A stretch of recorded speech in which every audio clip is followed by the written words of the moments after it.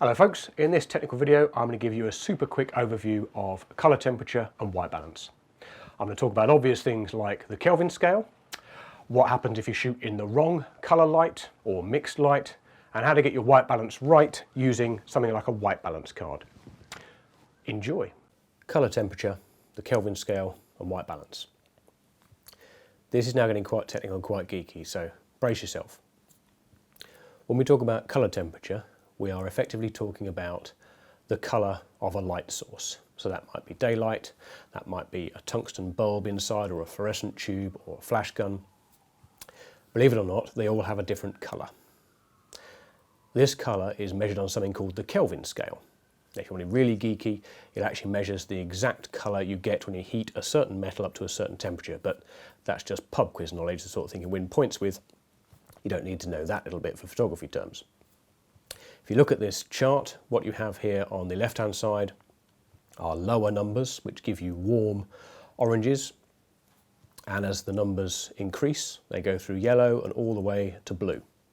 These numbers and these colours represent real-world situations. So on the left, you've got deep oranges that are tungsten lights, the sort of lights you have a lot of the time indoors at home, through to daylight and flash around the middle, then to overcast daylight, all the way through to the clear blue of a blue sky at the far end. So in order to avoid these colour casts, you need to set your camera for the white balance of the situation you're in. Now, of course, as is often the case, it will vary from camera to camera, but you're generally looking for WB or YBAL, and then the precise settings will generally have icons that represent those real-world situations. So looking for a light bulb for tungsten, a cloud for cloudy sky, a sunlight for daylight, and so on. Automatic white balance can work quite well. The catch with automatic white balance is it's a bit like automatic exposure metering, in that it's taking a mix of all sorts of things and then coming up with what it thinks is the best solution. And where that can go wrong is, of course, if there is one predominant colour in the frame, the white balance can be confused by that. And if you're trying to stay consistent from frame to frame in terms of white balance, but you say recompose slightly, of course, areas of the frame may change in dominance, the white balance might shift from frame to frame, so it can actually be more of a hindrance than a help using auto white balance. What I would suggest, certainly if you're shooting in RAW mode, which we'll come on to later on, but even if you're shooting in JPEG, is get as close as you can with a fixed white balance. So pick tungsten, daylight, cloudy, whichever is closest to what you want, or if your camera will let you, you can actually specify precise Kelvin amounts. Shoot with a consistent white balance, then later on when you're changing your files from one format to another, when you're doing raw conversions and the like, you can batch convert white balance to match. The best practice though, if you want to be really precise with your colours and get the white balance dead right, certainly if you're shooting in RAW mode, is to shoot a reference frame. Get hold of either a grey card. This looks very exciting, doesn't it? This is actually a very precise 18% grey card and surprisingly expensive for what it is. Or something like this, which is a white balance card, which functions the same way. Both of these are colour neutral. Okay, they are totally devoid of any colour cast. And what you do is you place them in the frame that you're photographing, and you take a picture the same as you would without them in, so with the subject there and under exactly the right lighting. You take a picture with that, keep that picture, then when you get back home, having done the whole shoot, you've got a perfectly neutral colour that you can then adjust your white balance to.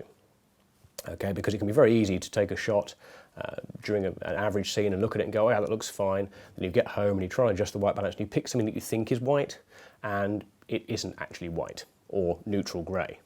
Lots of walls, for example, we think are painted white and then we realise that there's a certain type of light falling on them, or it was actually white paint with a hint of apple or something. Okay, if you put one of these or one of these in the light that your subject's in and take a reference frame, you should have a perfectly neutral white balance to start with, and then you can adjust it in post-production and get what should be very, very accurate colours. Now you'll start to run into problems when you've got mixed light sources, and the truth is there isn't really a foolproof way out of this. Don't forget the camera can only be set to one white balance at once. So if you're shooting with mixed sources, really your only option is to pick whichever one you think is dominant and which way you think the shot looks best, depending on which colour cast you prefer.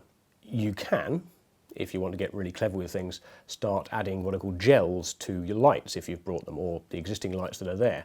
That's frankly way too advanced for a basic course. It involves buying specific bits of plastic gel that you then cover lights over with, matching a certain colour temperature. Or you can use colour cast deliberately and creatively. You can deliberately shoot in the wrong one to give yourself a cool tone or a warm tone. But what you can't escape is the fact that your camera can only be in one white balance at once. So if you've got mixed sources, either do something to change it, so turn some of the lights off in a room you're shooting in, or close the blinds on the window so the daylight isn't coming in, or accept that you're going to have a mix of colour tones and bias your white balance towards the one you think looks best. Now don't panic too much if your images do have a strong colour cast, particularly for shooting in RAW mode when it is literally the flick of a switch to change the colour at no loss of quality. And even if you're shooting in JPEG mode, you can still correct colour balances and colour shifts like the wrong white balance without a major loss in quality. However, you should know what these things do. It's important to understand why sometimes, oh my God, everything's coming out blue. Oh, hang on, I'm shooting outside and I'm set to tungsten. Because it is an inescapable fact of shooting. And I try and come off auto as soon as you can. Just like we don't like auto exposure mode, we want to be in control of things. I try and avoid auto white balance mode for the same sort of reasons. We want to be in charge, we want to be consistent from frame to frame so that we know what's happening and we're better enabled to take creative decisions. Now in practical terms, the important thing to note is that our eyes are very, very good at adapting. We tend to only notice the colour of light if it's particularly strong and in contrast to something else, because we adapt very quickly.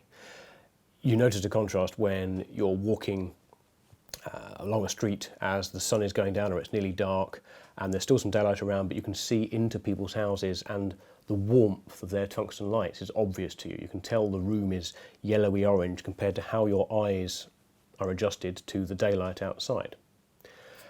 Cameras, this is really important, can only be set to one white balance at a time. They're not magic. If your camera is set to a daylight white balance and you are shooting under tungsten light, there will be a strong colour cast. The other way around is also true. If you are set for, say, a tungsten white balance and you are shooting in daylight, there will be a strong colour cast. So here's what happens if we take an object and we photograph it in daylight under a daylight white balance. You see the colour tones seem fairly accurate, fairly realistic. Now as we shift to a tungsten white balance on the camera, you'll notice a strong blue cast appear. Let's reverse all this. Let's take the same object, put it under primarily tungsten light and set the camera to tungsten white balance, and again the colours look fairly neutral, fairly accurate. If we now switch the white balance in the camera to daylight, there is this distinctly orange cast of the entire picture. Now, the reason for this is very logical when you think about it. If we're in daylight, but we set our camera's white balance to tungsten, the light falling on the object is actually much bluer, so you get a bluer cast. And of course the opposite is also true. If we set our white balance to daylight, but tungsten light is falling on it, we get a very, very strong orange cast because the light is much more orange than what we're set for. My best advice would be to play around with this as much as you can until you get a really good feel for it. There you go, the absolute nuts and bolts basics of white balance and colour temperature. Obviously, like so many things in this technical fundamentals course, that's just the beginning. There's a lot more detail I could go into, but that will only confuse things. As I say, there are lots of other videos in this course, although we're nearing the end now, so do dip into the rest of the playlist and it will give you an entire basic technical grounding in the basics of photography. You know how YouTube works. Hit like if you like what you're seeing, subscribe, etc, etc, etc, and I'll see you next week for another video.